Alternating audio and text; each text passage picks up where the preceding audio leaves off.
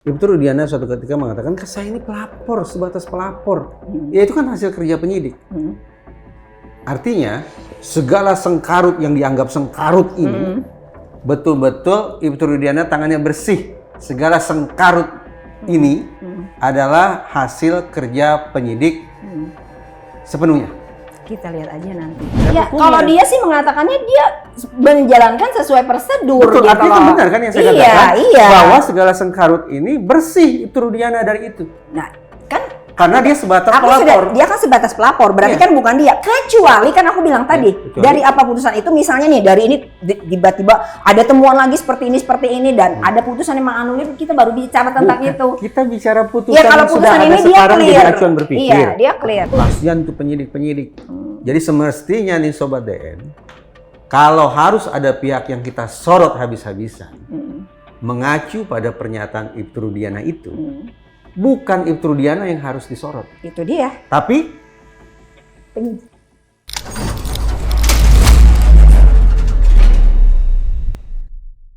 Halo Sobat TN, ketemu lagi kita di Bang X Napi Diskursusnet. Lagi-lagi kita akan membawa Anda untuk bersinar. Ini tentang kasus Vina nih. Pasti kepo banget kan, kasus Vina dan Eki.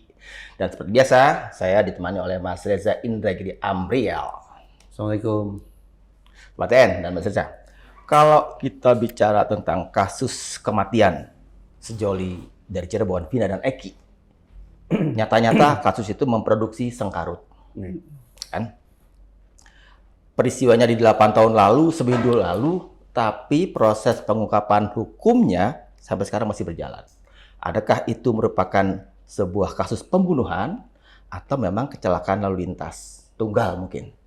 Itu masih berjalan hari-hari ini, ketika hari-hari ini sidang peninjauan kembali masih berlangsung.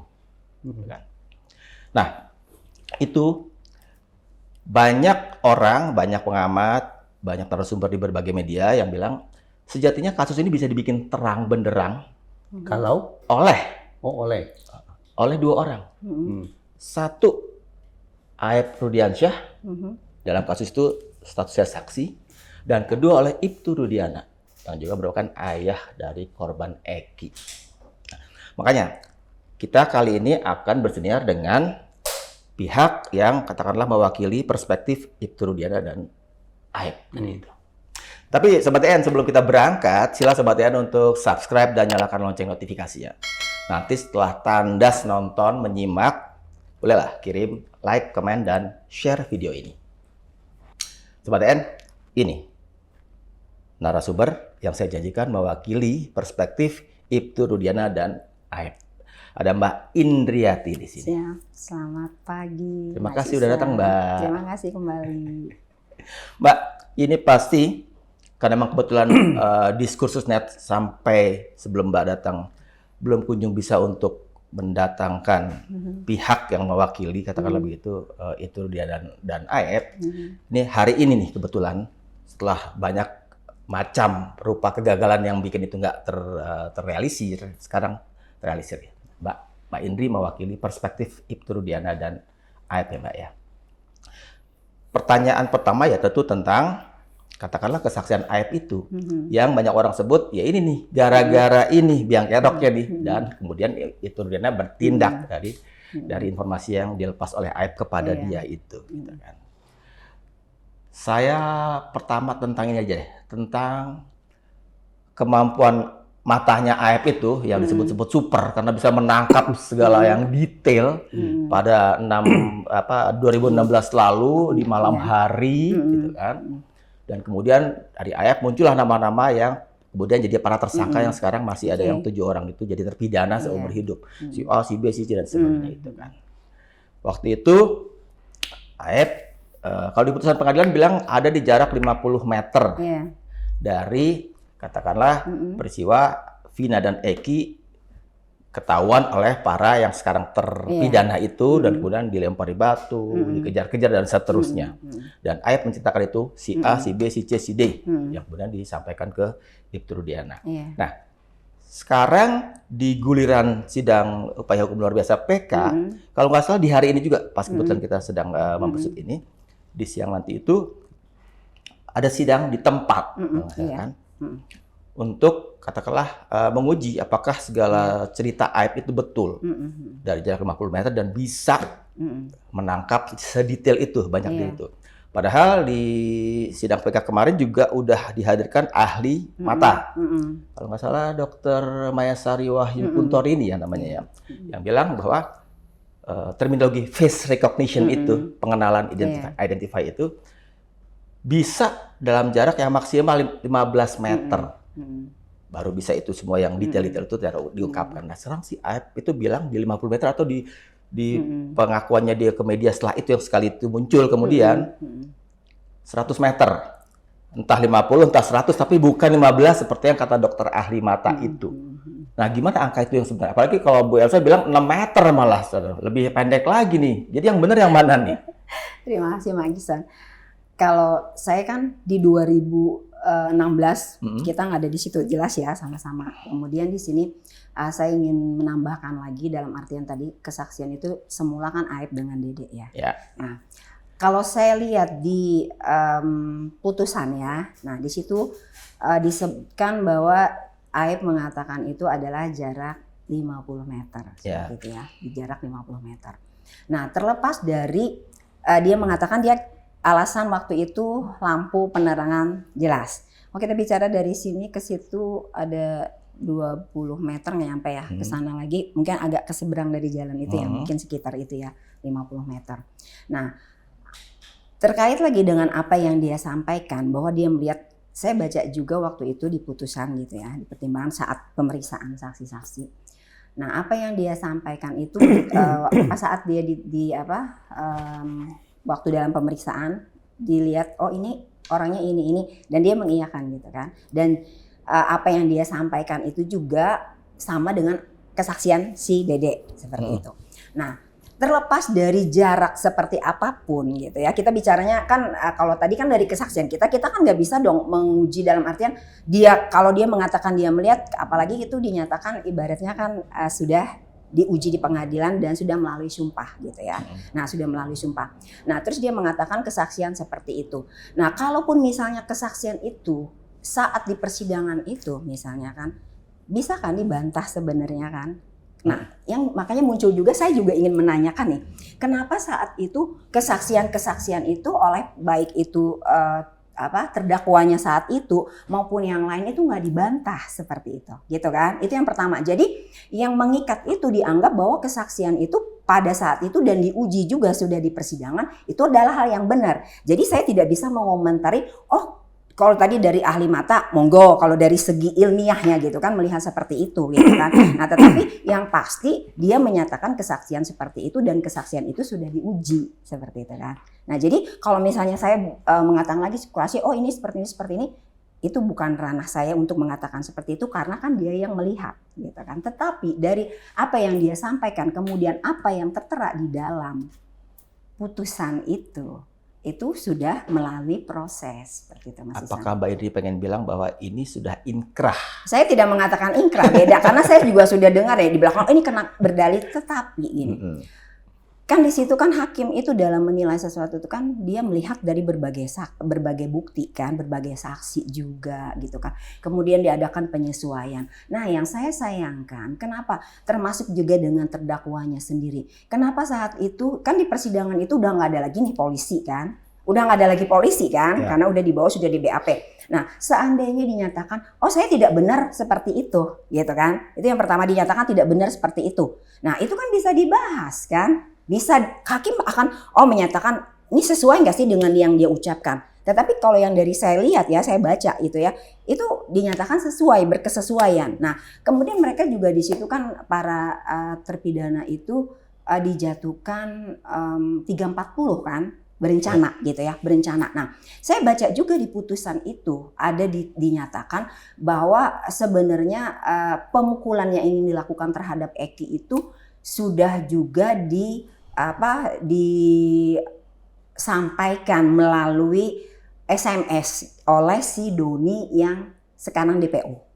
Dani yang sekarang DPO. Nah, di situ disebutkan 10 hari ya sebelum kejadian itu, kalau nggak salah itu di tanggal 7 17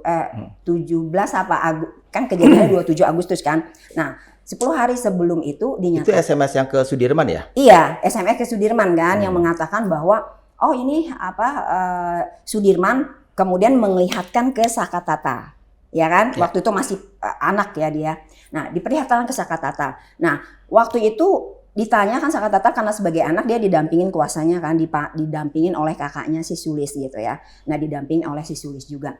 Nah, di situ dia akhirnya mengatakan bahwa benar dia membaca SMS tersebut gitu kan. Walaupun saya baca juga di putusan itu bahwa semula dia memberikan keterangan yang berbelit-belit seperti itu, tetapi di akhirnya dia mengatakan bahwa itu memang ada SMS seperti itu. Nah, itu juga bisa dijadikan oleh hakim pertimbangan gitu kan. Jadi Mas Ihsan, saya ingin mengatakan di sini, saya menyayangkan juga ya apapun itu, karena kita seperti saya juga dan yang lain-lainnya seluruh masyarakat Indonesia, mau itu kuasa hukum dari 7 terpidana maupun dari saksi-saksi gitu ya.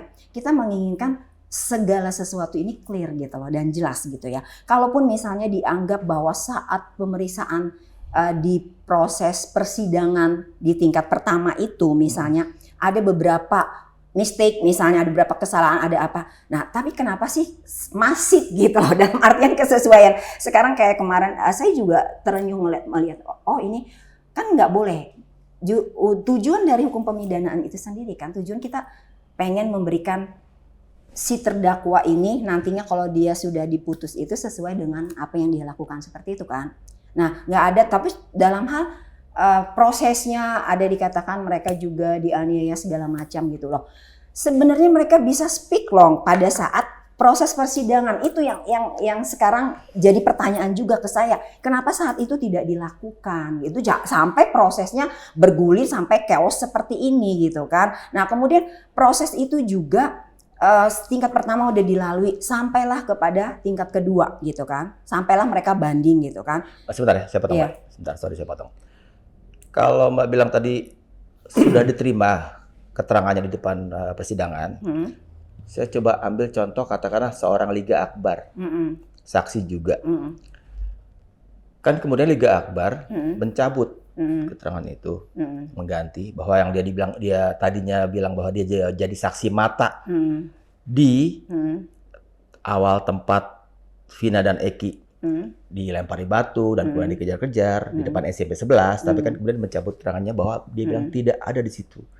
Dia ada bersama Eki sampai di SMA 4 sebelum SMP 11 itu kejadiannya, gitu kan.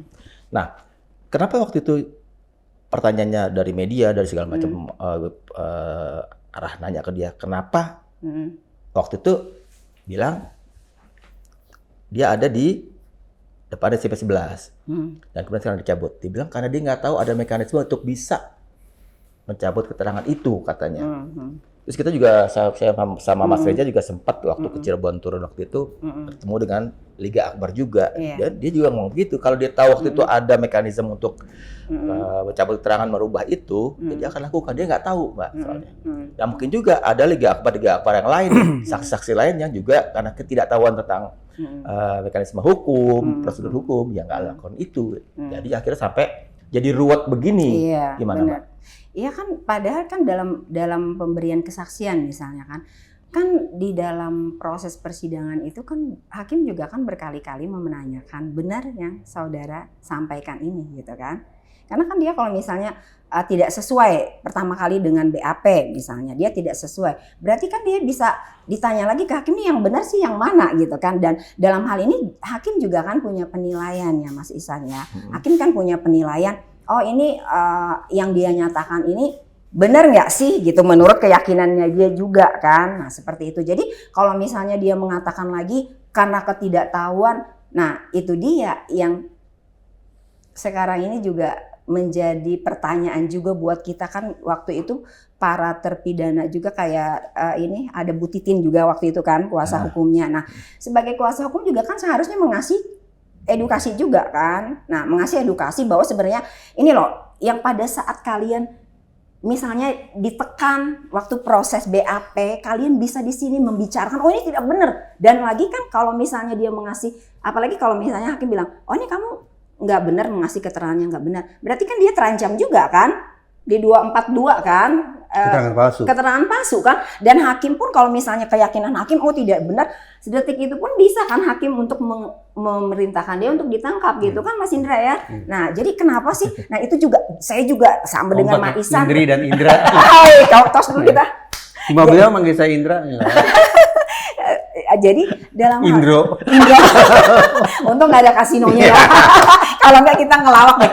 Jadi gini loh Mas Isan, aku juga bingung. Jadi bingung dalam hal ini, aku tuh pengen banget ini loh cepat berakhir gitu ya. Pengen cepat berakhirnya dalam artian bisa terlihat siapapun yang kayak misalnya syukur-syukur yang DPO bisa ketemu ya kan, karena dia kunci juga kan. Nah sekarang kalau misalnya dikatakan keterangan-keterangan itu tidak bersesuaikan. Terus kan ada waktu itu tuntutan jaksa ada subsidiar, ada lagi apa sih primer dan sekunder ini kan subsidiarnya. Nah itu juga kan dinyatakan di situ hakim kan menolak karena menurut hakim itu nggak pas tuh yang subsidiar itu kan. Jadi yang dikenakan hanya yang 340-nya gitu kan. Nah terus dari dia pertimbangan lagi di situ. Kalau misalnya oh nih ada terus ada lagi yang bilang pemukulan kemudian pemukulan itu udah direncanakan. Nah itu juga kan ibaratnya udah dibahas juga di dalam persidangan gitu loh. Jadi aku tuh menyayangkan sekali, aku tuh pengen banget. Jadi gini, maaf nih bicara juga meluruskan ya. Kayak misalnya dalam hal kita sesama rekan, aku nggak pernah mengatakan rekan yang lain itu oh ini salah apa, kita kan mencari kebenaran yang hakiki. Karena kan material kebenaran yang kita cari dalam kasus pidana itu beda dengan perdata ya Mas Indra ya. Kalau perdata kan person to person, ini masyarakat terus itu dan hidup mati seseorang dalam artian menyangkut kan ada sampai adegium hukum itu kan lebih baik melepas berapa ratus ribuan orang daripada menangkap orang yang tidak bersalah gitu kan. Nah cuman aku tuh kenapa sih bisa proses ini sampai semasif ini? Kalau biasanya tuh di dalam tingkat pertama ada kejanggalan, banding itu kan bisa clear. Nah makanya aku juga pengen ada apa sih sebenarnya di balik ini gitu loh. Seandainya kita bisa datang kemana, pakai dengan apa, kita bisa memunculkan yang hal-hal yang itu. Dan kalaupun misalnya orang ada yang merekayasa di balik ini, ada yang ini, itu berarti hebat banget ya. Iya kan? Itu loh. Mbak Indri, tadi udah sebut-sebut Bu Titin, saya jadi ingat juga dengan Bu Titin nih. Beliau yang pertama kali membuka kasus itu sampai jadi ramai begitu. Di sini nih, di sini meja sini. Iya. Sama Mas Indra juga, Mas Indra. Saya manggilnya ikut Mas Indra jadinya nih. Padahal yang namanya Indra itu tuh. Yang namanya Indra pemimpin redaksi Diskursus Network tuh namanya Indra. Mas Kabul Indrawan. Nah, Indranya tuh. Kabul Indragiri. Indragiri. Kok ini Mas Giri. Oke. Bu Titin waktu itu cerita ke kita, ke kami di sini semua. 2000 yang Mbak bilang segala macam suasananya itu mungkin normatif. Iya. Ya kan? Yang Ibu Titin cerita 2016 itu begitu tertekan dia. Suasananya begitu membuat dia tidak bisa katakanlah maksimal membela klien. Berbagai macam faktor lah, ada yang demo, ada yang retak, banting pintu segala macam lah waktu itu kan. Nah, dan kemudian Bu Titin bilang lagi-lagi hakim tuh rajin untuk bilang back to BAP, kembali ke BAP, kembali ke BAP. Nah, itu seperti diarahkan, dipaksa untuk BAP. Padahal BAP itu ya sekarang mulai kebongkar kan. Ada yang berangkat dari torture apa penyiksaan atau penganiayaan. Saya nggak tahu apa namanya. Sampai babak belur ya. Oh, kalau di dalam. Nah, di dalam penyiksaan. Torture ya, torture ya. Penyiksaan. Fotonya juga tersiar kemana-mana dengan para waktu itu terdakwa atau tersangka masih tersangka itu babak belur gitu kan. Nah, jadi gimana Mbak Indri melihat bahwa waktu itu kata Bu Titin seperti itu, benar-benar penuh tekanan, bahkan berkas aja nggak punya Bu Titin kan waktu itu kan? Jadi Mas Isan ya, biasa lah dalam hal seorang advokat gitu ya, dalam menjalankan tugasnya itu dia merasa di bawah tekanan, tapi kita kan bisa mencari juga sesuatu lain bagaimana cara kita untuk bisa melepaskan diri dari itu ya. Kemudian terkait tadi dengan si hakim back to BAP. hakim itu kan nggak bisa disalahin juga kan, BAP itu dari kepolisian gitu kan. Yang bikin BAP itu kan dari kepolisian, dan sebelum sampai ke majelis hakim itu kan udah melalui kejaksaan juga. Nah itulah, balik lagi tadi back tuh dari yang aku mau omongin gitu. What gitu loh, why, terus ada apa sih, seperti apa sih sebenarnya. Aku juga pengen banget loh, jujur aku pengen banget. Aku dalam artian orang, jujur kemarin ada temen tuh. Nih aku cerita nih ya, Mas Giri aja. Ganti lagi. Habis kan katanya ini. Ibu jangan mengubah keterangan. Aku ditelepon. Bukan, itu kan pesan panggilan itu kan. Gak apa-apa, Peggy Setiawan aja banyak, Peggy Setiawan, Iya, Peggy Peggy Terong, kan segala macam. nggak berubah ini. Jadi aku ditanya nih, temen satu ya, temen aku, temen baik beliau itu, temen aku. Oke temen, aku ditelepon khusus oleh beliau. Mbak Indri, kenapa sih Mbak Indri? Apa sih ngebelain yang orang-orang, semua orang se-Indonesia ini? Aku bilang, pertama dia tuh dibilang, aku sebagai temen nih, aku prihatin, aku nggak mau Mbak Indri dihujat-hujat gitu kan. Ada yang telepon langsung ke aku gitu. Terus aku bilang, aku sebelumnya terima kasih atas keprihatinannya. Cuman aku juga pengen tahu sama halnya seperti kamu. Aku pengen tahu ini ada apa sih gitu loh. Ini ada apa sih gitu. Sehebat itu sekarang gini loh. Dan ada apa sihnya itu udah terjawab belum? Ya sampai hari ini kan belum. Udah baca berkas kan? Ya udah, ya tapi kan aku tadi back to berkas, ya seperti itulah adanya. Kan kalau kita melihat berkasnya kan berarti kan ya sesuai, itu berkesesuai kan menurut pertimbangan hakim gitu kan. Udah berkesesuaian. Nah sekarang dengan adanya hal-hal seperti ini, kalau kita berbicara ya sudah berkesesuaian. Tapi kalau misalnya kita mengikuti apa yang dirasakan, ini kan karena kan ini baru muncul juga, baru munculnya itu kan karena banyaknya tadi kan yang brokes, kemudian ada juga dari konten-konten gitu yang mengatakan ini padahal kita tahu secara notabene itu kan pertama bukan dari kuasa hukumnya, kedua dari bukan ahlinya. Kayak kalau ke Mas Indra kan udah mau speak apapun kan beliau kan udah ini gitu loh. Jadi dalam artian bukan kapasitasnya gitu kan memunculkan hal-hal. Nah itu aja sekarang kenapa sih kita harus perang? Kenapa otot nyalis? Aku tuh sampai sedihnya gitu loh. Setiap kali dipanggil kemarin juga sempat mau ngotot-ngototan, kenapa sih kita nggak kepala dingin aja, ayo kita selesaikan, selama ini kan masih proses nih, PK-nya kita tunggu aja, seperti apa, kalau misalnya syukur-syukur yang DPO itu bisa ketemu gitu kan, karena kan kalau dari pembunuhan perencananya kan dari keterangan dia kan dari SMS yang disampaikan itu, dan itu dinyatakan benar saat di persidangan. Nah jadi mau dibilang bahwa para terpidana ini juga yang saat ini udah terpidana ya, mereka kalau misalnya gini, beda sih orang-orang, jujur kalau aku misalnya ya aku speak lah, teriak lah aku kalau misalnya nggak bisa sampai diiniin orang se-Indonesia, minta bantuan ke luar negeri kalau kita berbicara tentang hak kita kan, Mas Giri kan, hak kita gitu loh. Kenapa sih kita harus diam? Nah sekarang kenapa diamnya itu siapa yang mendiamkan gitu yang pertanyaannya gitu kan. Nah itu yang harus kita cari celahnya, bukan kita berdebat, bukan kita apa sih saling tuding inilah sampai ke aduh. Ngomong-ngomong Mbak Indri ini satu-satunya kuasa hukum untuk AF. Enggak, kita kan kemarin sudah disampaikan kan kita ada 60 orang. 60 orang. Siapa aja sih misalnya? 5 aja sebut, 5 aja. Bu Elsa. Terus itu saya. Mbak Indri. Terus itu Bang Pitra. Kemudian ada lagi Bu Janet, ada juga Bu Risma dan lain-lain. Kenapa? Ketua tim ini siapa? Kan langsung Bu Elsa kan. Langsung Bu Elsa. Ini menarik karena Mbak Indri ini bukan hanya seorang praktisi, tapi juga seorang akademisi. Jadi ketika saya paham beliau seorang akademisi, kemudian beliau menyebut frasa kebenaran hakiki, saya percaya. Kalau sebagai advokat, saya percaya juga. Tapi terus terang secara nakal, usil jahil tengil, hati saya bertanya, ini benar nih. Nah, ya.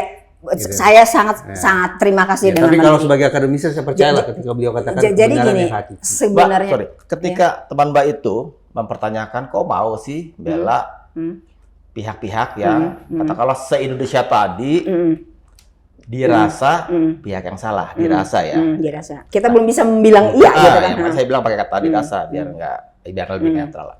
Tapi adakah dikatakan di dalam hati Mbak Indri itu merasa ya itulah mereka itu mewakili rasa keadilan. Bukan. Jadi gini, Bang Isan aku lurusin ya.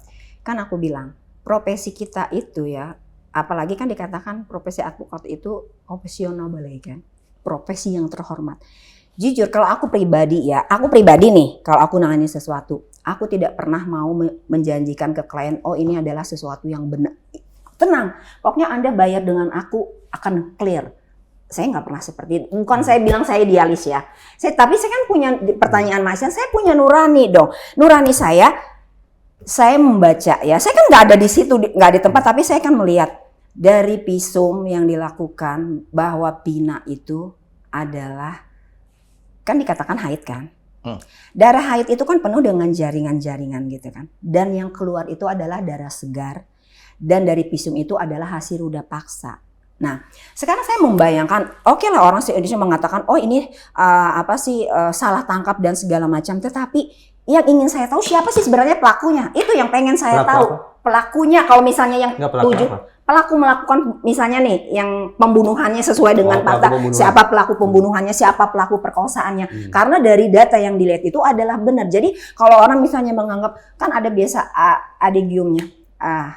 Pengacara itu kan berjibaku membela yang bayar. Buat saya tidak, saya puluhan kasus bahkan lebih dari itu yang saya tidak memintakan bayaran. Bukan berarti saya nggak butuh uang, bukan berarti saya kebanyakan duit, Mas Indra. Tapi saya pengen, kalau saya melihat sesuatunya, oh ini kayaknya nggak benar. Saya kan punya keyakinan karena melihat itu tadi, gitu loh. Kalaupun bukan yang 8 ini, terus siapa? Gitu kan, itu yang pengen kita, yang saat ini pengen kita ungkap, gitu loh. Jadi saya juga mewakili, sekarang gini, Mas Istan punya anak nggak? Punya. Cewek. Mas Giri, aku juga punya cewek gitu kan. Nah, kebayang nggak sih kalau misalnya anak kita diperlakukan seperti itu gitu ya. Kita nih dari kacamata kita yang ini ya, yang artinya netral, kita tidak memihak ke sini dan tidak memihak ke sini, dan saya juga dalam hal ini dalam artian netral. Kewajar nggak sih kalau misalnya kita diperlakukan seperti itu, nggak sesuai gitu loh. Apa keadilan yang buat dia walaupun dia udah meninggal, rasa keadilan yang ada di dalam masyarakat saat ini kan rasa keadilan di dalam masyarakat itu tergiring opininya bahwa ini salah tangkap. Saya pun setuju kalau orang salah tangkap kenapa harus dihukum gitu loh. Dan ini bukan salah tangkap. Kenapa? Ini bukan salah tangkap. Maksudnya? Kalau menurut Mbak Indri ini enggak, maksudnya di saat itu kita kan meyakini dari putusan tuh, Mas Giri. Jadi kita tuh tadi kan aku balik lagi, kebenaran hakiki itu seperti apa sih? Karena bukan kebenaran formil dalam artian privat. Kalau privat kan kita, bikin aja bukti-bukti yang palsu nih, ini mau dapat warisan. Padahal dia sebenarnya anak angkat secara agama, Islam dia tidak boleh dapat. Tapi karena ada keterangannya kan hakim nggak mungkin ini palsu, nggak mungkin kan kalau nggak melalui forensik segala macam dinyatakan itu palsu. Ya hakim kan menerima. Itu kan sering terjadi putusan seperti itu gitu kan. Nah tetapi dalam hal ini kita melihat, aku kan masih mempercayain bahwa ini karena bukan tadi. Memang benar juga dikatakan bahwa ini kan bukan karena sudah ingkrah, tetapi prosesnya itu loh. Aku bukan mau tanyanya begini, berarti untuk memastikan supaya saya tidak keliru tafsir ya. Berarti kan Mbak Indri dan tim berkeyakinan bahwa pembunuhan itu terjadi. Iya, karena ruda paksa itu terjadi. Dan praktis yang sudah dihukum itu bukan orang yang salah tangkap, tapi memang pelaku pembunuhan dan pelaku pemerkosaan. Nah, makanya itu perlu pembuktian karena kalau menurut Mbak Indri kalau dari kesesuaiannya ini karena dari ada yang disampaikan, aku kenapa meyakini misalnya mereka yang melakukan dalam artian kenapa mereka tidak menyangka di persidangan gitu loh. Itu yang jadi kunci gitu kan. Oke, pertanyaan saya ubah. Berarti sudah seharusnya kita percaya pada putusan hakim bahwa sudah terjadi pemerkosaan, sudah terjadi pembunuhan, dan sekian banyak terpidana itu memang adalah pelakunya. Berarti kita harus percaya. Saya tidak mengatakan seperti itu kan, makanya saya bilang ini harus digali lagi. Dalam artian kalau kita melihat putusan, jawabannya iya ya. Nah, tapi kan sekarang kita kan mencari kebenaran hakiki dengan berkembangnya itu katanya seperti bisa nggak mereka membuktikan? Dalam rangka mencari kebenaran hakiki, Mbak Indri sudah baca berkas. Sekarang kan membuktikan, kan yang ini kan aku udah baca. Kalau yang ini kan berkas putusan sudah baca ya? Udah baca. Mbak Indri melihat ada loopholes tidak dalam berkas itu sehingga masyarakat dan terpidana punya alasan untuk mempersoalkan kembali. Ada loopholes tidak? Ada celah, ada kelemahan tidak dalam berkas? Jadi kan yang dari awal ya, karena gini, kalau kita berbicara tentang dari segi keilmuannya ya, dari segi keilmuan tadi kan, kalau misalnya putusan hakim itu kan selalu dianggap benar sebelum ada putusan hakim yang lainnya untuk menganulir itu kan. Nah itu kan itu loh yang jadi mungkin aku ingin menjelaskan itu dulu yang pertama gitu kan, ada ini. Nah Kemudian terkait lagi kenapa muncul ini kan setelah 8 tahun, setelah ada munculnya konten yang mengatakan setelah si Dede mencabut ini. Nah, sekarang maksud aku, ayo dong buktikan itu gitu loh. Nah, mereka sudah menjalankan apa sih usahanya untuk melakukan PK. Nah, makanya kita tunggu aja gitu loh. Apa itu pandangan Mbak Indri ketika Kapolri Jenderal Listio Sigit membuat testimoni bahwa kerja penyidik tahun 2016 tidak memenuhi azas saintifik? Crime investigation. Ya. Yes.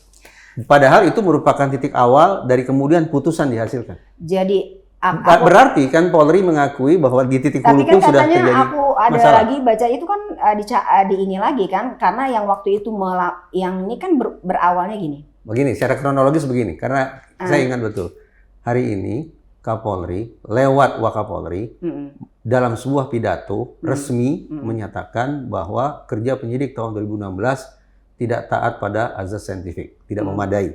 Sehari berikutnya dikoreksi oleh Kadif Humas.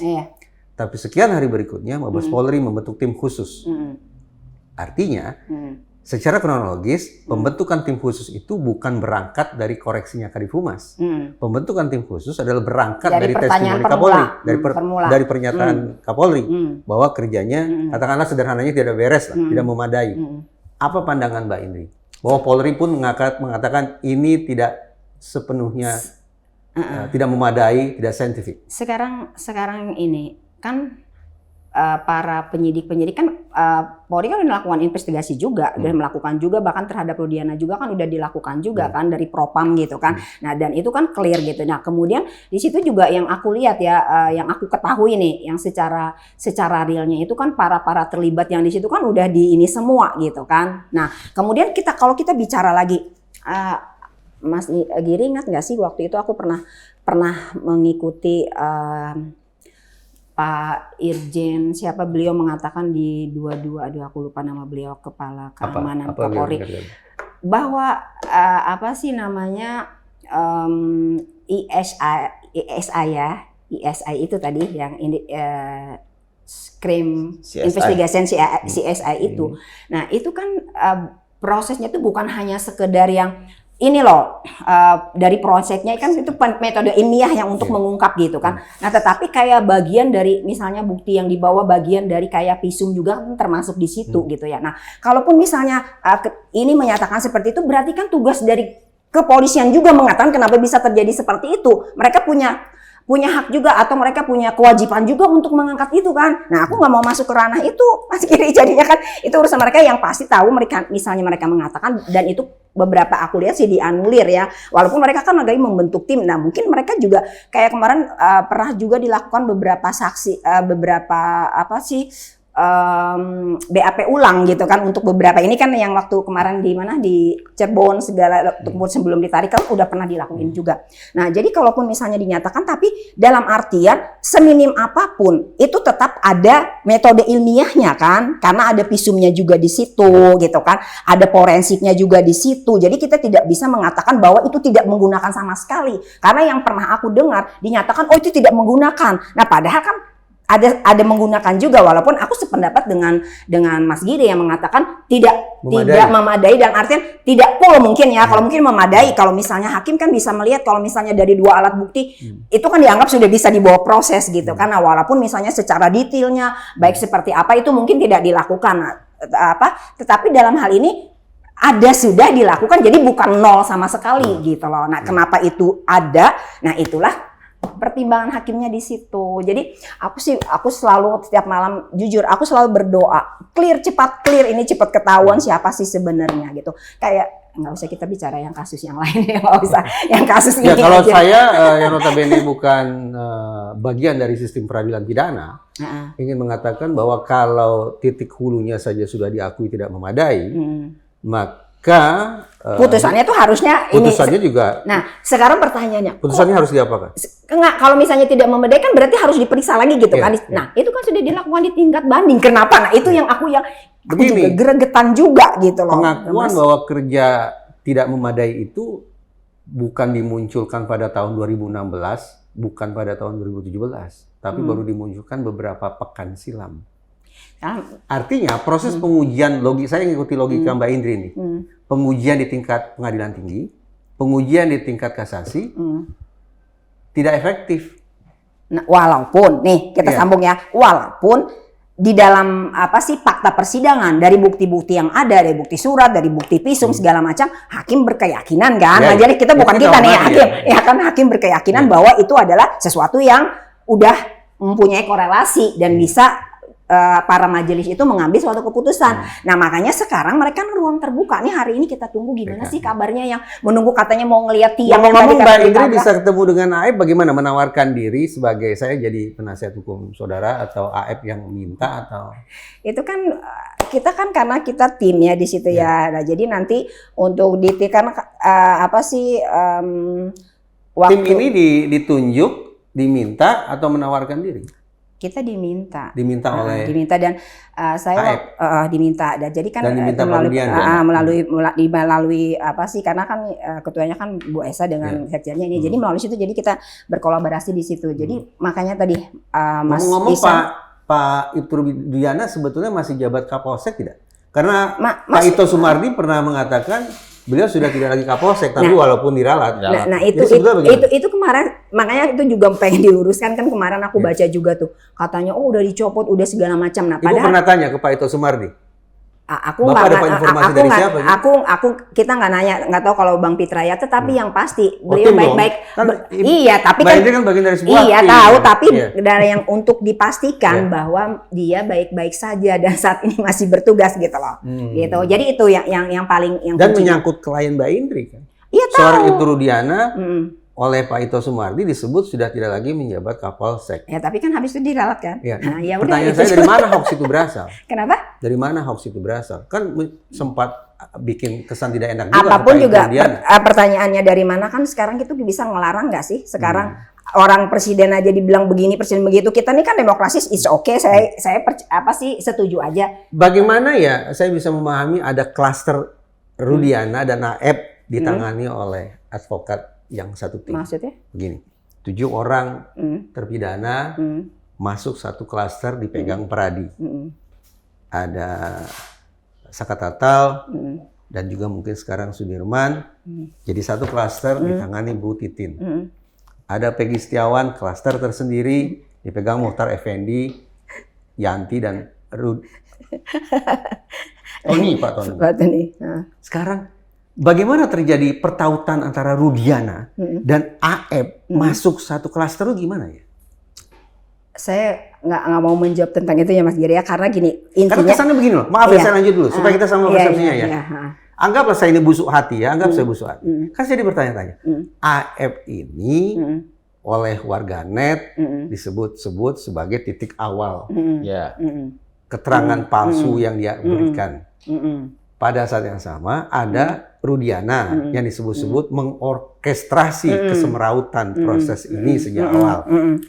2 orang yang bereputasi negatif ini di mata netizen, kenapa jadi kok jadi satu? Kok berjodoh gitu? Bagaimana memahaminya ya? Dan ditangani oleh tim advokat yang sama. Bagaimana saya memahami pembentukan proses klaster itu bagaimana? Kenapa Aep bersatu dengan Rudiana? Kita kalau misalnya bicara tentang klaster, yang pasti tugas seorang advokat itu kan, dia kan tidak bisa menolak kalau misalnya ada yang ini kan dalam hal ini kan diminta. Nah, jadi kalau misalnya diminta, yang bukan siapa? Ibturudiananya atau Aepnya? Iya, Ibturudiana sama Aepnya. Jadi bukan kita yang menawarkan dia. Barang mintanya. Itu dia. Berarti kan proses pertemuan mereka bisa bareng. Kan itu kan bukan mereka meminta. Jadi apa sih namanya? Kalaupun misalnya mereka meminta, mereka bertemuan, aku kan nggak tahu urusan itu ya, mereka bertemuan. Percayalah Mbak Indri, saya menganggap Mbak Indri dan teman-teman semua di tim itu profesional. Saya percaya.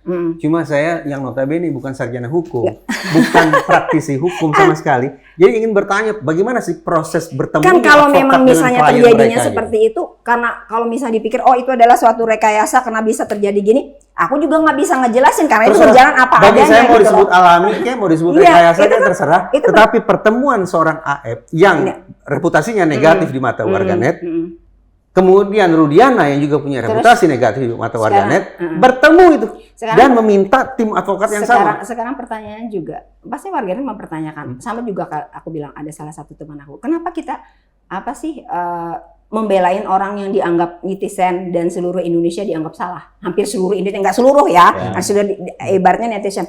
Kan aku punya ini sendiri. Nah begitu juga dengan mereka. Nah, aku kan punya keyakinan diri aku sendiri kan. Tadi kan, ya aku kan berdasarkan selama ini belum dianulir. Nah berarti kan kita tetap berpegang ke sini. Dan aku punya juga di luar daripada ini kan kita punya keyakinan. Tadi aku lihat tadi kan di awal. Tadi kita balik lagi dong ke awal. Gini aja deh. Di mata tim yang hari ini diwakili oleh Mbak Indri, positioningnya AF dan Rudiana itu seperti apa sih?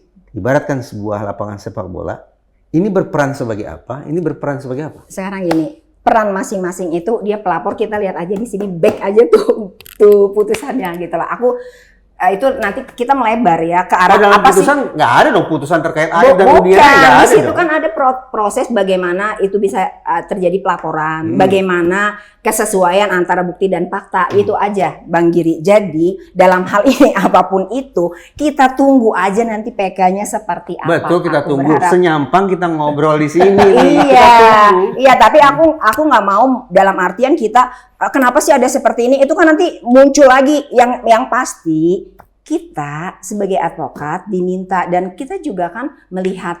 Saya sendiri lepas di saya pribadi kan tadi bukan bicara tentang warganet simpulan mereka bahwa dua nama inilah AF dan Rudiana inilah sejoli yang menciptakan kalau aku sih mengatakan kalau aku tidak bisa mengatakan hal itu. Aku tidak bisa mengatakan itu harus disanggah karena tadi back lagi ke sini. Lah kenapa bisa terjadi gitu loh? Kan udah ada kesesuaian. Jadi mereka menjalankan apa yang menjadi apa sih kewajiban mereka saat itu kan? Apa yang menjadi ini mereka jadi kita nggak bisa menyatakan apa yang mereka nyatakan mereka lah yang menjadi. Sekarang pertanyaannya, kalau misalnya dari kenapa cuman hanya Ibtu Rudiana dan Aib yang kenapa Dede yang mencabut juga putusan sedangkan di sini dia juga di bawah sumpah, kenapa dia tidak mencabut? Kenapa dia tidak dipertanyakan gitu loh. Gitu kan? Nah, jadi sekarang kalau sudah deh. Sekarang saya bicara Pak Rudiana aja deh.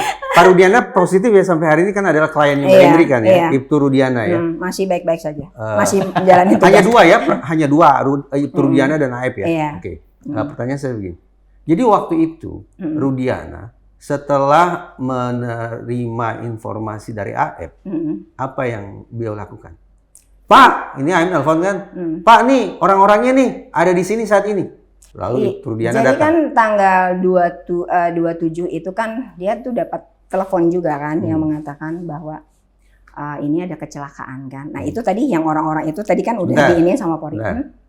Ini lagi-lagi mengacu pada berkas atau sudah menerima penjelasan langsung penjelasan dari beliau juga kan seperti itu. Karena nunjau di sana kabarnya kan Ibtu Rudiana juga sudah diperiksa di Mabes Polri kan. Nah, sekarang saya mau cek nih. Kalau informasi yang Mbak Indri dengar langsung dari Ibtu Rudiana adalah beliau setelah menerima informasi dari AF. Iya. Jadi kan sebelum itu beliau kan dapat informasi itu bahwa anak beliau meninggal kecelakaan tunggal. Nah, itu juga kenapa? Itu juga salah satu yang menyebabkan chaosnya tadi juga kan. Kenapa apa sih ibaratnya tadi kurang tuh dilakukan ininya gitu kan karena tadi dibilang bahwa itu adalah kecelakaan tunggal.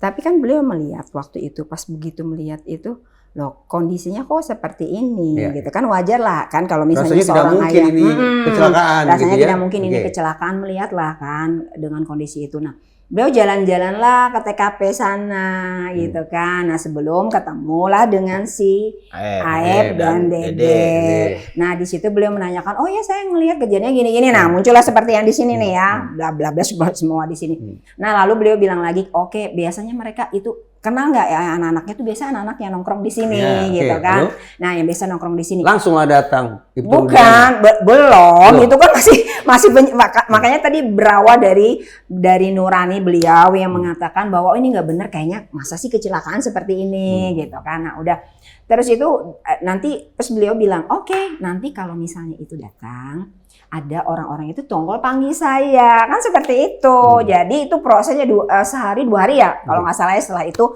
Nah mereka nih ada apa nongkrong di sini gitu loh. Lalu lah ditanya, beliau melakukan pertanyaan-pertanyaan kan. Nah, beliau cuma waktu itu melakukan pertanyaan itu 15 menit kemudian diserahkan kan ke penyidiknya. Jadi bukan beliau, itu yang dari beliau katakan. Yang mengamankan para terpidana itu berarti bukan Pak Rudiana. Enggak, waktu itu kan beliau ada di situ kan dengan timnya juga kan. Nah, itu dibawalah kan ke Bentar, untuk menyamakan persepsi. Yang dimaksud tim ini adalah berarti dari narkoba dong. Kenapa? Karena Pak Rudiana Dan kan satuannya satuan narkoba, kan? Anak buahnya Pak Rudiana kan yang di lapangan. Mbak, ini kan Aku nggak jelas waktunya gini. Pokoknya Pak Rudiana waktu itu kan ini ada nih, langsung diamankan, Bersama diserahkan tim, lah. kan?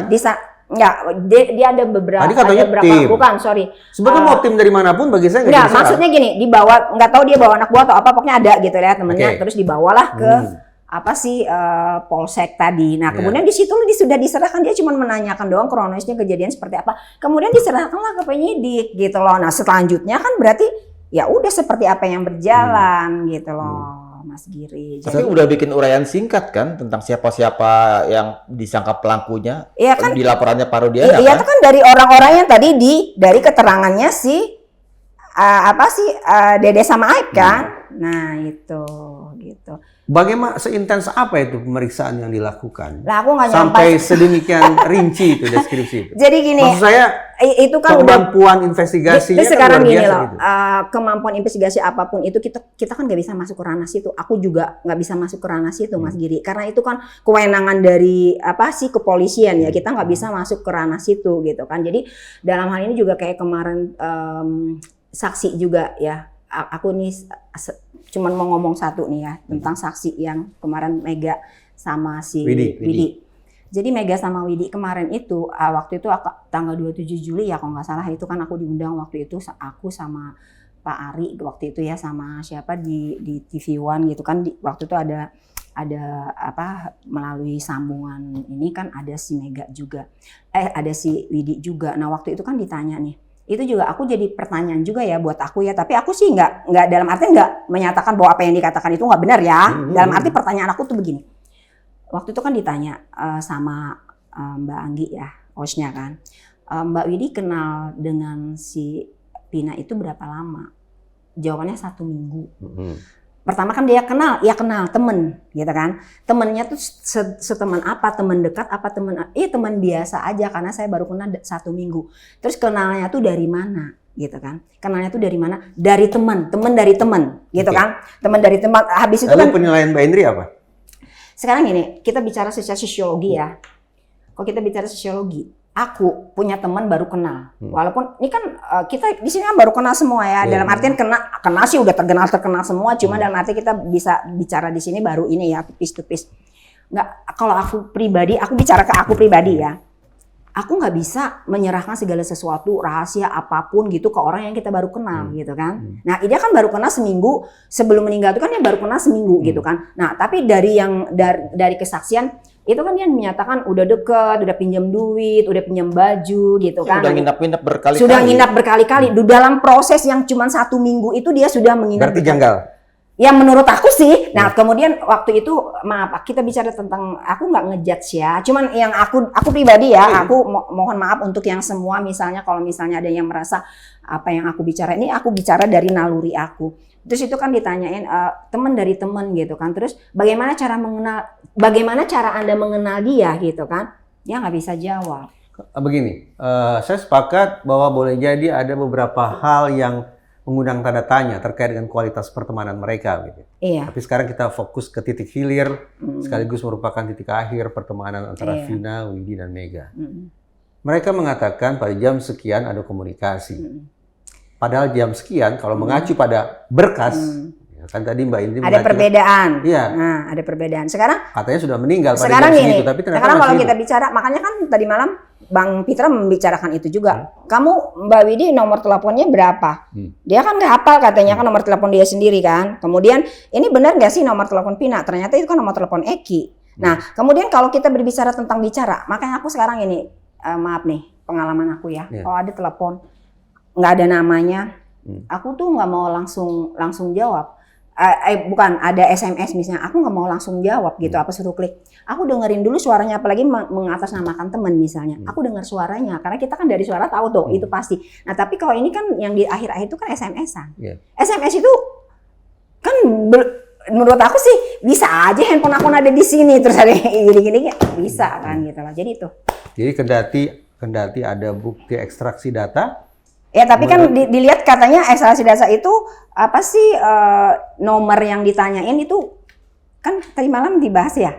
Aku nonton waktu itu tadi malam Bang Pitra menanyakan juga. Ini benar nomor telepon Anda, dia nggak bisa jawab. Nah kemudian ini kalau misalnya nomor ini nomor pindah bukan. Nah kan dia nggak ini juga ternyata di situ itu kan bukan nomornya si Pina gitu loh. Nah jadi bagaimana Mbak Indri bisa mengatakan itu bukan nomor Vina? Bukan, itu kan dicocokin kan Bang apa sih Pitra kan punya datanya yang dari datanya kan dari ekstrasinya itu kan ada juga gitu loh. Begitu dilihat ekstrasinya itu seperti itu. Jadi terlepas lagi dari tadi satu aku bicara tadi tentang kenyamanan. Kalau misalnya kita baru sekali klik gitu loh, kayak kemarin bicara kayak baru kenal yang kemarin nih kita bicara tentang kriminal juga ya. Yang kemarin dibawa kena di ini tiba-tiba dibawa jalan baru kena seminggu di medsos terjadilah pembunuhan dan perkosaan. Nah dalam artian gini, apapun itu kalau misalnya dekat kita klik dengan seseorang itu juga melalui proses kan. Kalau misalnya nih itu aja. Nah kemudian satu lagi aku juga ingin mengatakan tadi aku pengen ini cepat selesai, cepat bisa dilihat PK-nya seperti apa. Kalaupun misalnya terjadi apapun di situ baik itu rekayasa salah tangkap apa bisa berjalan dengan benar. Jadi kita kalau begini bagaimana? Coba kita mengujinya begini. Saya ngirim SMS, saya pengirim ngirim SMS ke Mas Insan. Bisa dikatakan komunikasi ini benar-benar terjadi kalau dua pihak ini dicek kan. Saya SMS yang saya kirim ada, SMS yang diterima oleh beliau ada. Kalau situasinya begitu berarti kan klop. Betul ya, masuk akal ya? Masuk akal, tapi yang SMS siapa? Gitu. Saya. Iya tahu, tapi kan dari nomor telepon misalnya. Nah, tapi artinya saya nggak bicara pelaku. Artinya begini, kalau ada nomor telepon tertentu mengirim SMS ke nomor yang lain dan di nomor ini juga memang ada bukti SMS itu berarti klop ya bahwa mereka berkomunikasi satu sama lain. Iya kalau dari segi itunya dan dilihat dulu dong juga itu benar nggak sih nomor masing-masing? Iya, misalnya. Iya, anggaplah misalnya benar nih. 0821, ini 0815. Ya, berarti kan ada ini sekarang pertanyaannya lagi benar nggak sih yang nulis itu Mas Giri atau misalnya Mas Isan yang ngejawab? Gitu kan? Oke. Ini jam berapa? Nah, dulu. Enggak sih, soalnya aku ada kelas pukul 10 mahasiswa, pukul 12:30, nggak apa-apa. Saya masih penasaran dengan soal penglihatan jarak pandang seorang AF yang kemudian ya pangkal keruwetan itu dari situ kan. Dia yakin banget dia clear semuanya sedetail itu gitu. Pertanyaan saya Mbak Indri pernah ke TKP nggak? Aku jujur sampai saat ini belum pernah. Jadi gini, tapi yang pasti gini. Yang kalau dari aku yang dengar dan aku baca itu kan dia waktu keterangannya mengatakan bahwa mereka suka nongkrong di sini. Berarti kan karena kebiasaan melihat itu loh. Dengan Mbak Indri belum pernah ke TKP, apakah dengan begitu Mbak Indri serta-merta setuju dengan katakanlah Bu Elsa yang bilang jaraknya 6 meter? Yang apa dibilang sama Pak Jutek itu Kang Sulap itu dari yang di putusan 50 meter jaraknya terus mungkin di wawancara setelah itu sekali muncul di publik tuh setelah diperiksa di Cikarang kalau nggak salah bilang 100 meter sekarang oleh tim penasihat hukum jadi 6 meter malah nih sementara kalau di tim penasihat pemohon timnya 6 terpidana mereka udah turun lapangan bilang malah jaraknya 120 meter artinya Mbak Iri tetap setuju atau sekarang ini Isan dulu setelah itu saya pengen kasih tahu bahwa Mas Giri yang sebutnya Mbak Indri Mas Giri enak sama soalnya saya daripada nanti Indri sama teman-teman kita kembaran sama teman-teman pernah loh turun lapangan langsung untuk menguji tuh tentang jarak pandang AF titiknya AF di mana beli rokok yang disebut warung Madura tapi karena waktu itu kita belum tahu warung yang mana ada 2 warung Madura Warung Madura 1, Warung Madura 2, ini tempat anak-anak nongkrong SMP 11. Kita uji dari 2 tempat itu. Jaraknya sama jauhnya kira-kira 100-an meter. Waktu itu malam. Saya tanya loh ke Mas Indra. Ikut jadi Mas Indra. Ke Mas Reja. Saya tanya kenapa? Karena beliau tetap memangku posisi sebagai expert di psikologi forensik. Jadi saya tanya itu, gimana menurut Mas Reza tentang ini?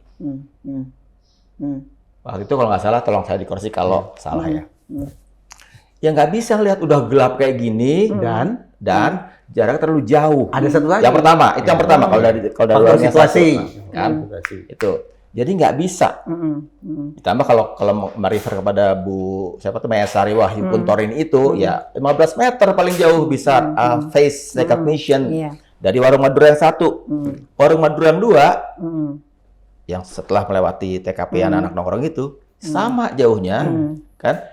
Sama gelapnya, ya artinya nggak bisa juga mengidentifikasi siapa itu di sana. Apalagi di warung Madura yang kedua ini, ke TKP sini itu belok, jadi sama sekali nggak ketahuan itu TKP-nya, gitu kan, Mas Reza kan? Dan samping itu, AM ngaku dia sangat takut. Nah, secara psikologis takut, yang artinya gimana bisa merekam semuanya dalam kondisi takut, yang justru ingin segera pergi dari situ. Itu dia. Ya, oke, boleh jawab lagi. Nah, oke, saya jawab ya. Itu sekedar Mbak Indri tahu aja bahwa Mas Reza juga udah kesana menguji itu. Sekarang muncul 6 meter tuh jaraknya tuh. Sekarang gini, aku sependapat secara normal apa yang disebut Mas Reza itu aku sependapat ya kalau secara normal. Nah, dia kan tapi kalau dari segi yang dia sampaikan itu, dia itu kan setiap hari kan ada di situ, sering lewat di situ dan anak-anak yang biasa nongkrong di situ kan orangnya ini nih. Jadi kalau misalnya dia alasannya jarak tadi yang kalau aku baca di sini kan yang 50 itu ya. Nah, itu kan penerangan masih terang. Nah, kalau misalnya kalau kita udah kebiasaan lewat jalan, pasti kita biarpun masih jauh, ini tahu nih, ini misalnya mau bisa apalagi punya ciri khas misalnya ya warnanya ini. Nah, berarti sudah tahu dong gitu. Nah, jawaban aku itu aja. Bahkan sampai ingat nomor polisi motor-motor itu. Nah, jadi kan tadi kalau misalnya kalau misalnya keseringan, nih aku biasanya nongkrong orang pasti tahu dong. Contoh ya, aku dulu waktu masih di lapangan ya, aku biasa pakai mobil TAP GT 4x4 Roxy 4. Kalau aku ke lapangan, itu dari jauh aja Rocky itu aku ngetir, orang-orang tuh udah pada tahu. Itu pasti Mbak Indi, taunya kenapa? Padahal orang tuh nggak ngelihat dari jauh, ngelihat kenapa aku punya style gitu loh. Jadi kalau aku jalan pasti ngebut, jadi nggak ketahuan. Nah, dan orang bisa menandain. Jadi kalau aku pribadi ya, nih bukan ini. Kalau tadi kan aku nggak menyangkal itu ya. Kalau misalnya secara normal gitu. Mbak Indri ngomong-ngomong kapan terakhir kali ketemu Pak Ibturudiana? Kemarin aku pernah itu ketemu terakhir itu berapa bulan yang lalu ya. Berapa bulan yang lalu? Bukan beberapa bulan yang lalu, Juli, Agustus ya, di sekitar 2 bulan 3 bulan kita by itu. Dalam by ini karena kan aku nggak langsung nggak ketemu tatap muka langsung by video. Oke, dengan Aep dan Pak Rudiana belum pernah ketemu seperti ini, belum pernah by video. Pernah tidak dalam pertemuan atau obrolan itu saling diskusi tentang kenapa Dede mencabut keterangannya? Kita tidak membicarakan secara detail tentang itu ya. Jadi karena kan ini kan menjadi musuh nih sekarang.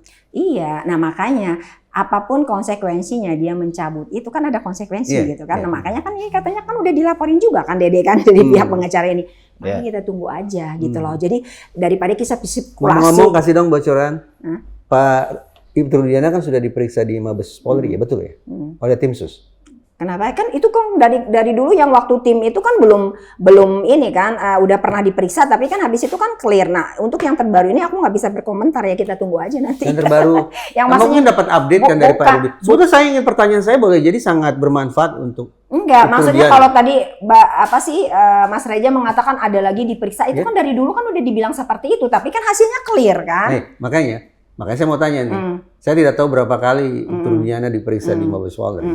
Tetapi dalam komunikasi paling mutakhir antara Mbak Indri dengan Ibturudiana, pertanyaan saya hanya 2.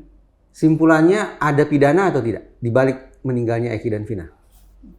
Dari aku? Ya, dari Pak Ibturudiana.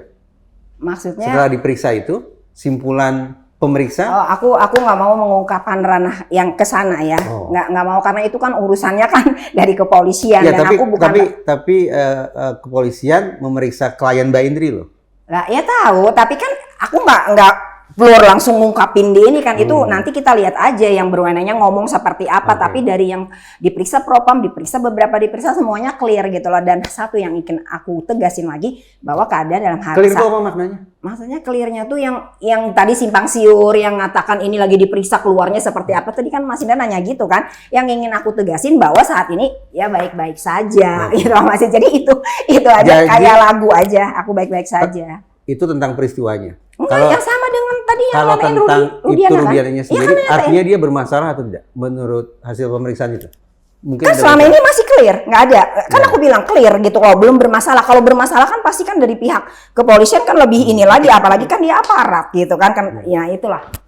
Oke. Mbak Henry, Ya. jadi saya merangkum dari banyak pertanyaan netizen yang berkomentar di serial Vina Eki yang kami selalu buat untuk awal itu. Pertanyaannya sederhana sih, tentang sosok Aep.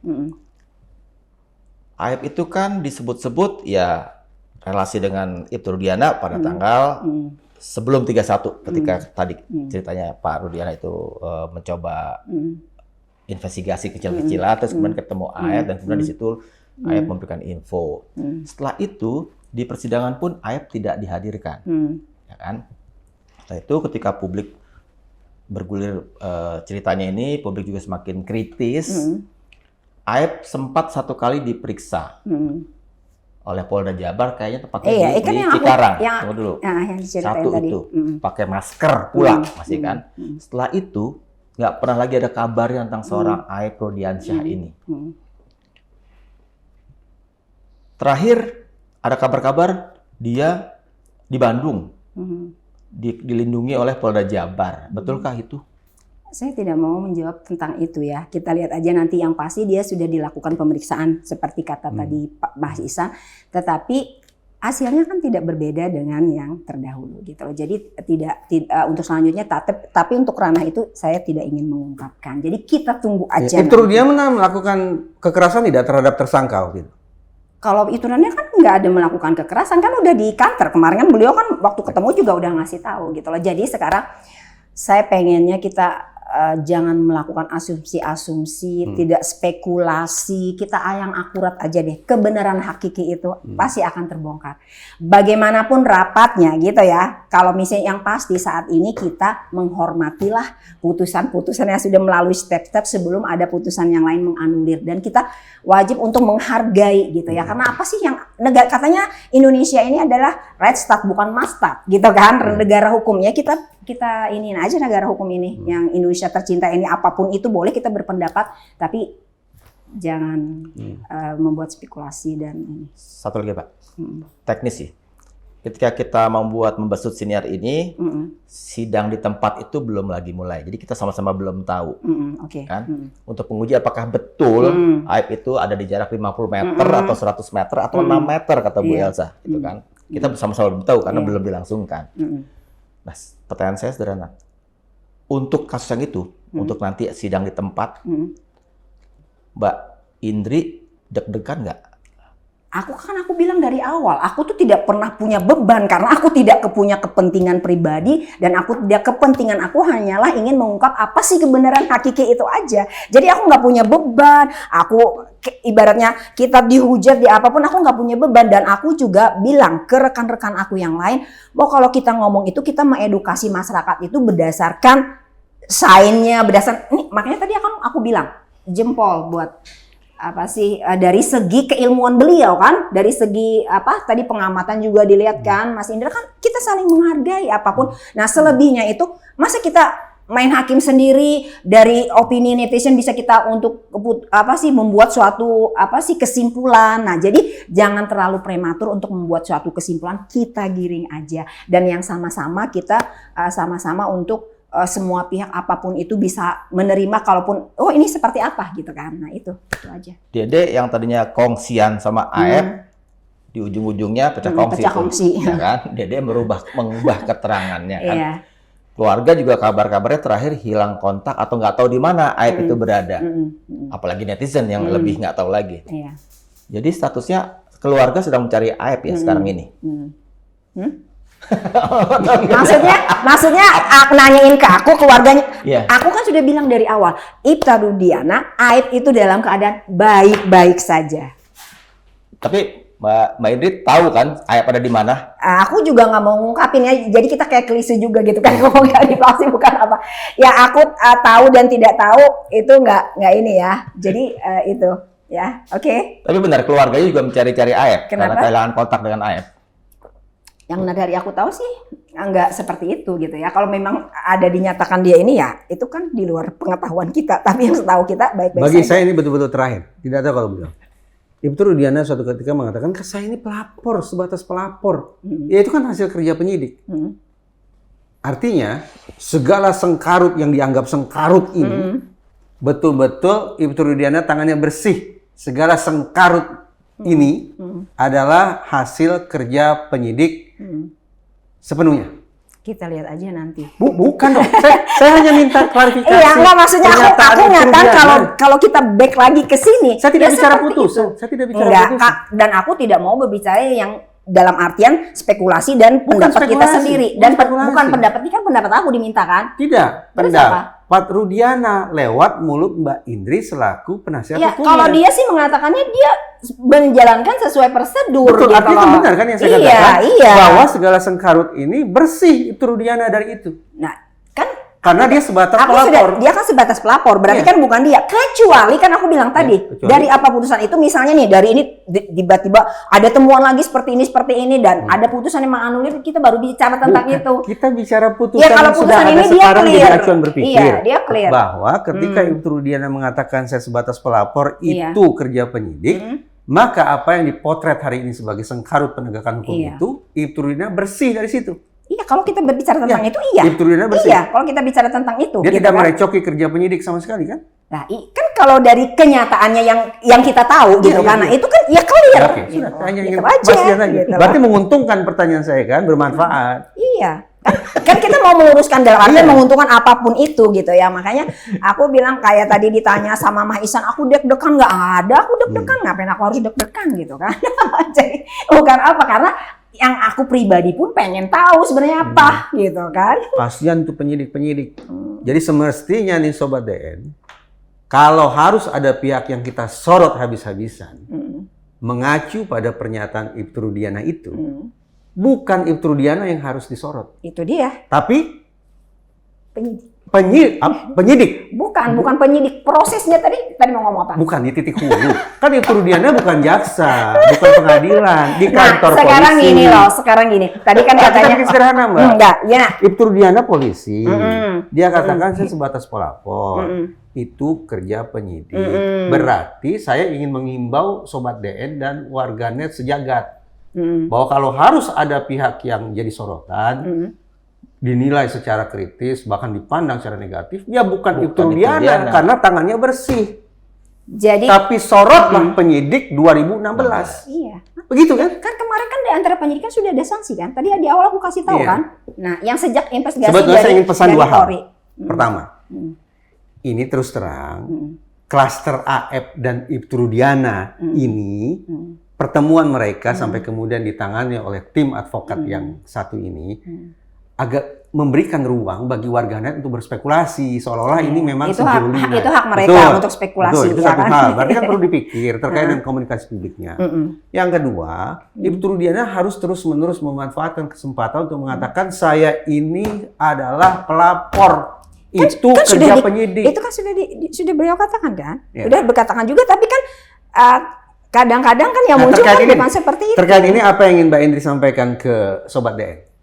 Jadi gini, aku cuma ingin menyampaikan bahwa Bahwa warganet Sobat DN mengecam terus ke Ibtu Rudiana dan sekarang melupakan penyidik bagaimana? Kita hargain dulu deh apa yang saat ini yang sudah secara yuridisnya ya, secara yuridisnya masalah netizen punya pertimbangan apapun, ya tolong dulu jangan menghujat, jangan terlalu itu prematur. pesan untuk warganet. Pesan gitu. berikutnya kepada penyidik 2016 apa yang harus mereka lakukan sebaiknya? Bahkan bisa introspeksi dong, bisa Introspeksi. koreksi lagi kan gitu loh. Dan kalaupun kemarin juga kan udah dikatakan yang bikin chaos yang 2016 itu kan juga sudah ada pemeriksaan. Jadi kita tunggu aja lagi nanti seperti apa gitu kan. Jadi ranah-ranahnya tuh kan udah jelas. Tuh, penyidik 2016 ya jadi sorotan ini. Iya. Betul. Ibu Rudiana sudah mempertegas ini kesemrautan yang Tapi yang apapun bersih itu dari ya, tangan beliau. apapun itu yang aku lagi aneh itu, ya itu kan kesesuaian itu kan udah dilihat nih, udah dibuktikan, Oke. udah di ini. Tapi kenapa enggak? Nah itu yang jadi pertanyaan juga buat kita, gitu loh. Jadi siapapun itu, someone, where, dimanapun, apapun. Kalau misalnya ini dari aku tuh syukur-syukur kalau misalnya nih, oh dengan proses PK ini nanti bagaimana pertimbangan dari Mahkamah Agung kan kita bisa lihat kan. Kemudian dan juga yang ranah-ranah yang netizen nggak tahu, yang ranah-ranah kita juga nggak bisa langsung masuk ke situ, itu nanti akan ke blow up gitu lah. Ya, oke. Baiklah. Baiklah. Masih Baik, ada Dik. keinginan mengundang penyidik 2016 nggak, Mas? Perlu banget sebenarnya. Sepanjang mereka bersedia. Iya. Cuma soalnya kan mungkin itu dia, kesediaan itu yang masih Tapi kan juga kan questionable. iya, Ada itulah. garis institusi. Iya, ada garis institusi yang nggak komando. bisa mereka langsung itu gitu kan. Kita tunggu aja. Berarti Ibu Rudiana kalau muncul di depan media seizin institusi. Iya, nggak bisa kan, makanya kan kemarin dibilangin itu nggak bisa ini karena ini gitu kan. Nah, kan dia masih koridornya kan semua punya kode etik kan. Juga. Baiklah Marsha, kita harus bilang terima kasih dulu Terima nih kasih. kepada Terima Mbak kasih Indri kembali. yang sudah mau, karena selama ini DN bukannya tidak berusaha untuk dapat kontak untuk segala macam, akhirnya kita bersinergi, tapi baru sekarang terrealisir. Sekaligus salam hormat untuk tim. Sampaikan, terima kasih. Saya pamit ya. Sobat DN, untuk sinar kali ini, saya rasa saya tidak pada posisinya untuk katakanlah menyimpulkan. Karena ini kali ini benar-benar dari satu pihak, dari perspektif mewakili Ibu Rudiana dan AEP yang disampaikan Mbak Indri, tim penasihat hukumnya. Jadi silakan aja dikorelasikan dengan siniar-siniar kami sebelumnya tentang kasus Vina dan Eki dari pihak-pihak yang berbeda, yang mungkin berseberangan. Silakan juga kemudian dengan cermat, ya kalau memberikan komen setelah menonton yang ini dan yang itu tadi. Gitu ya. Jadi sementara itu dulu untuk kali ini, saya dan Mbak Marsha pamit undur diri. Tabi.